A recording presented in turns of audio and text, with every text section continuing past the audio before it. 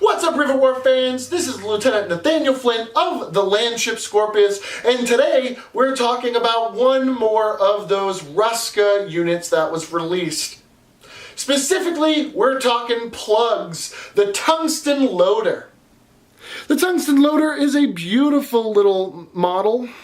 There's not much to it, but it is beautifully detailed with rivets and little bullets or little shells inside of it. It's a great little model, and it fits perfectly on the tank that we have for it today.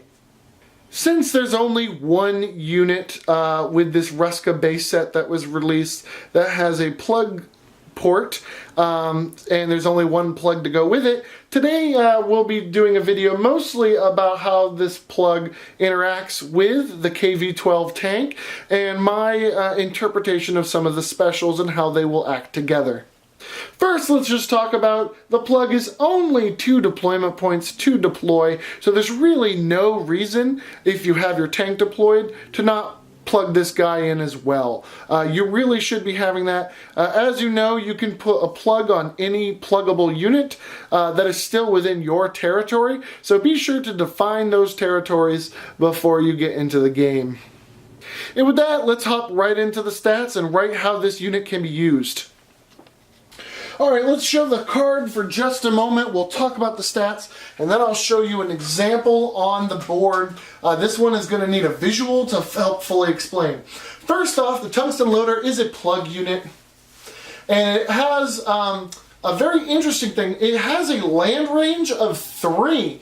So some people think that this is just a goof on the card, that because the KV12 unit has a land range of 3, Tungsten Loader has a land range of 3, but it doesn't buff land range like the plug for General Rommler does. So a lot of people think that it's just an oopsie left in, it should only be 3, or that its penetrating round special only affects 3 range around it. However, if that was the case, he wouldn't have put it on the card. I am interpreting this as the Tungsten Loader buffs 3 land range. I know that might be a little unpopular, but otherwise there's no point to put it on the card. If it had any special, like for instance penetrating round only goes 3 range, that would be in the description of penetrating round, unless other units are going to have this and have different ranges associated with it. It really doesn't make any sense of why else it would be on there. So my interpretation is going to be that this buffs 3 land range. And as you can tell, since the KV12 is the only unit that can use this, this is going to get very interesting very quickly. Let's jump right into the special with Penetrating Round 2. So I'm going to read Penetrating Round word for word, and then we're going to start discussing it. Penetrating Round. Roll to hit the same target X number of times per attack. So this basically gives a double attack to every target. This means when you're attacking someone, even if you miss, you get to roll to hit the same target X number of times per attack. So this effectively gives you 2 attacks against the same target. The way that I will be interpreting this, as you can tell because of the railgun thing, is every time you're going to attack a unit, you get to roll twice. And whether or not that's going to be a popular choice is going to be up for debate. So let's talk about how this is going to affect the KV12 stats. Since that's the only one that can use this at the moment, all of these are going to affect the KV12 stats. So let's talk about it right now, keeping in mind my interpretation of the rules. First off, this is going to make the KV12 one of the most powerful artilleries in the game. Maybe not powerful, but like definitely far-reaching. This tank is going to be amazing. It already has a land range of 3, and we're gonna just slap another 3 land range on top of that. That's gonna give it a land range of 6. That's amazing. Most of the units in the game do not have this. The snipers, the artillery, the Griffin's hammer, things like that just don't have this kind of far-reaching land range, and that is just that's going to be amazing in and of itself. And let's talk about that penetrating round. Every time you attack a unit, you're going to get 2 dice against it. Hit, no hit, you're going to get 2 dice. It's going to count as 2 separate attacks. This is going to be great for attacking tank and hero units, because even if you get a hit, you get 2 strikes. You could technically get 2 hits against them. And the reason why this is going to be extremely important and a must-have is because of Railgun. Let's revisit Railgun for a second. On a successful hit, the player may attack the first unit in any grids in line from the attacking unit up to its range +1. Oh my goodness, this is going to be extremely powerful.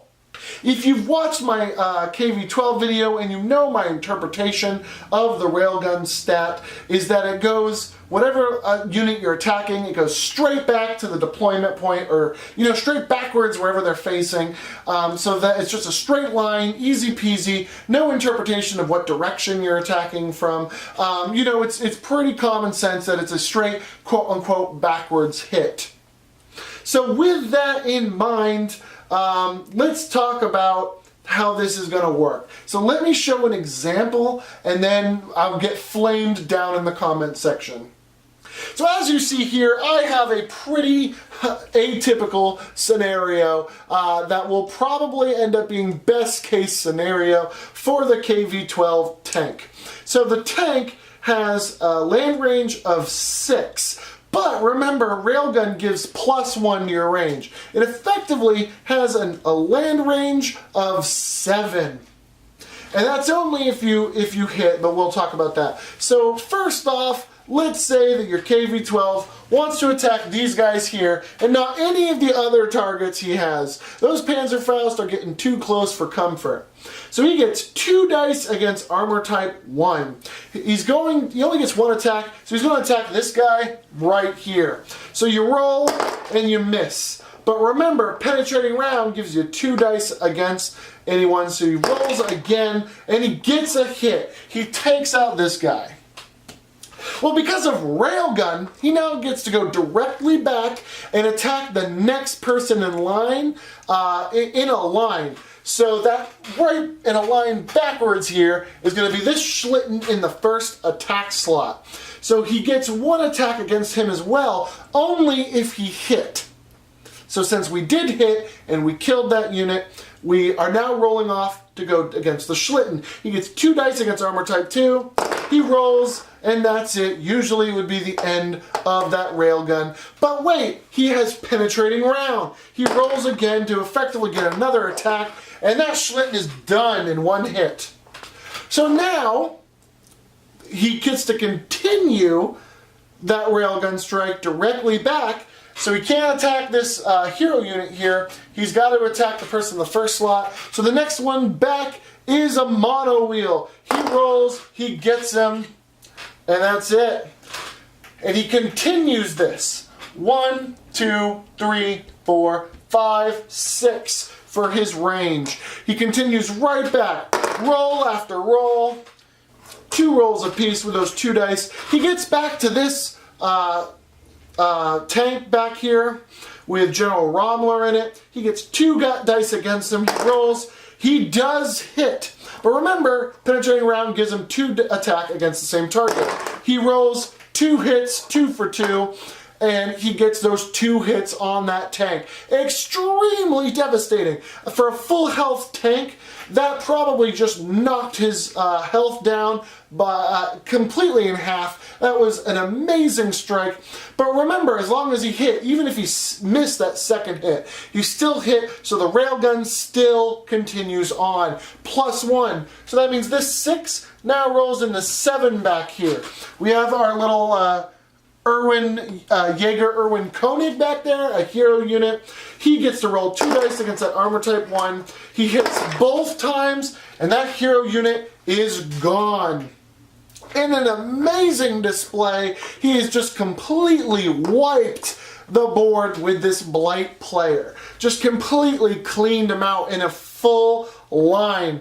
Even if he hadn't, even if there was blank spots, as long as he hit that first guy, he would have a clear line to this tank, and two dice rolls against that tank could easily, especially if you're good with your rolls, could just half that tank's health in one attack. And where is he going to go that he's going to be able to escape you in the next round? He'd probably have to use his dash and move sideways, destroying whatever strategy he had just to keep his tank alive. Because again, he can't, even with dash, he can't close that distance to hit you just like you can hit him. So the next round, you'll have just as easily a chance. And leaving these Panzerfaust down here alive, even if they tried to rush your KV12 unit, it wouldn't matter. They have to somehow get through that armor type 3 and 5 health to take him down before you get another shot. This KV12 tank, especially with the Tungsten Loader, is a tank and hero killing machine. It can reach anywhere on the map. It is going to help immensely with taking out a lot of the problems that the Ruska units have, with them being mostly armor type 1 units. Mostly, a lot of them have shorter ranges. Some of their mobility is based on group and numbers, so you have to like bunch them up to get the most out of each unit. You have to spawn this tank, you have to spawn the Tungsten Loader, and he's got to sit in the back by your deployment point, just clearing out any opposition to your other units, clearing out armor type 2s like the Schlitten and the mono wheels and the rocket cycles, clearing out heroes that are going to try to wipe out your heroes or your heavier units, and definitely going toe to toe with those big tanks that are going to come out to try to control the board. Now, there's a lot of different ways that people can misinterpret or reinterpret this idea. As I said before, it'll probably not be very popular. Some people could say that penetrating round only works on your first attack. You only get 2 strikes to do it so that you can make use of the railgun. Some people would sit there and say it doesn't buff the extra 3 range, so it only works up to 3 range, so that when you're using railgun, you only get a penetrating round for the 3 range, and the railgun's +1 would put it at range 4, and you don't get a penetrating round on that 4th range. A lot of these would make sense in lore details.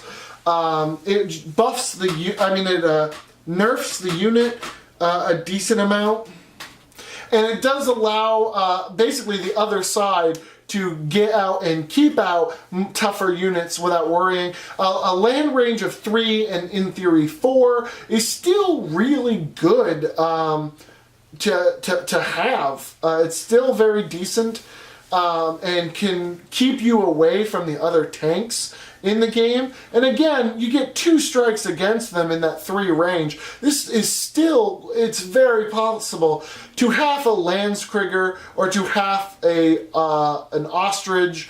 That's still immensely powerful, especially with units that still have Corporal Ursus and the Lancer, who will be the tank / hero killer with Chain Strike. There's still a very good chance that this would work immensely good. But, you know, if this is how the rules are meant to be interpreted, this is an extremely powerful unit, a must-have, must get on the board as soon as possible, because it completely will change the tone of the game. And with that, that's really all there is to talk about the Tungsten Loader. It's a bunch of interpreting of rules and whether or not it buffs that extra 3 land range. What do you guys feel about the Tungsten Loader? What do you guys feel about penetrating round? And what are your thoughts? Does it buff that land range or does it only work up until that land range? What are your thoughts with this unit? Please let me know in the comment section down below and keep up the discussion on the subreddit and on the Facebook, wherever the conversation may be alive. Make sure to use that hashtag Rivet Wars whenever you're talking about it on social media. If you like this video, please do feel free to subscribe, like, and share this video. It helps find its audience. And do check out my other Rivet Wars videos, including my other Ruska Union videos. There's not much left unless I've finished it with this video. I'm not sure what order I'll be editing them in, but if I do have more, do be on the lookout for more Ruska Union videos, or any news with the new quote-unquote Western Front for Rivet Wars. I will be doing my best to keep up to date with it. If Rivet Wars isn't your thing, do check out my channel. I have other steampunk related videos, including steampunk event videos and World Hatchery 101. Do feel free to follow me on facebook.com/Landship. And with that, that's all the time I have for today. Please go out and like, subscribe, or follow Rivet Wars and Super Robot Punch on Twitter, Facebook, everywhere else. Do show your love and support for this game and let them know that we want to see more news and more out of it.